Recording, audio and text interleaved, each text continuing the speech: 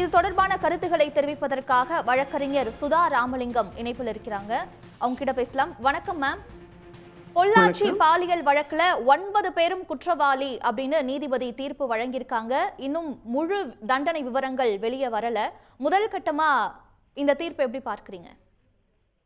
வரவேற்கத்தக்க ஒரு தீர்ப்பு. இந்த மாதிரியான தீர்ப்புகள் அதுவும் வேகமாக வரும்போதுதான் பாதிக்கப்பட்டவர்களுக்கு ஒரு நம்பிக்கை வரும்.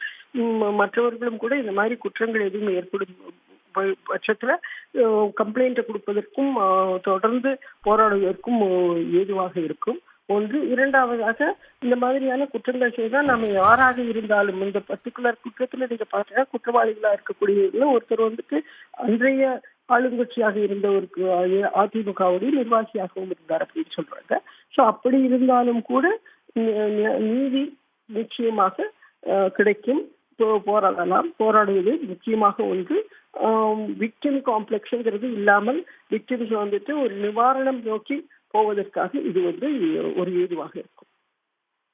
இப்போ 9 பேருக்கும் கடுமையான தண்டனை வழங்க வேண்டும், சாகும் வரை ஆயுள் தண்டனை வழங்க வேண்டும் அப்படிங்கிறது அரசு சார்பான கோரிக்கையாக இருக்கிறது. அரசு வழக்கறிஞர் சார்பாக வலியுறுத்தப்பட்டிருக்கிறது.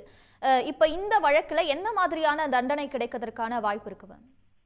கொடுக்கலாம். அதாவது இதுல நீங்க பாத்தீங்க அப்படின்னா இந்த 376 பொறுத்த வரைக்கும் இம்ப்ரிசன்மெண்ட் மினிமம் 10 வருஷமும் எக்ஸ்டெண்ட் டு லைஃப் அப்படிங்கிறாங்க. இந்த extend to life and with fine, liable to be pay fine அப்படிங்கிறாங்க. இதுல காம்பன்சேஷன் எலிமெண்ட்டும் இருக்கு.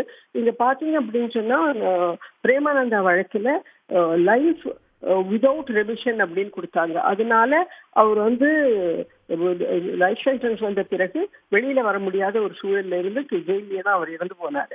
நீங்க லைஃப் சென்டென்ஸ் கொடுக்கும்பொழுது, ஆயுள் தண்டனை கொடுக்கும்பொழுது அதுக்கு நடுவுல ரெமிஷன் கொடுக்க கூடாது அப்படின்னு அந்த ஜட்மெண்ட்லயே சொல்லப்பட்டிருந்தா நன்றாக இருக்கும். கருத்துகளுக்கு நன்றி மேம். உடனுக்குடன் செய்திகளை தெரிந்து கொள்ள சன் நியூஸ் பெல் ஐகானை கிளிக் பண்ணுங்க.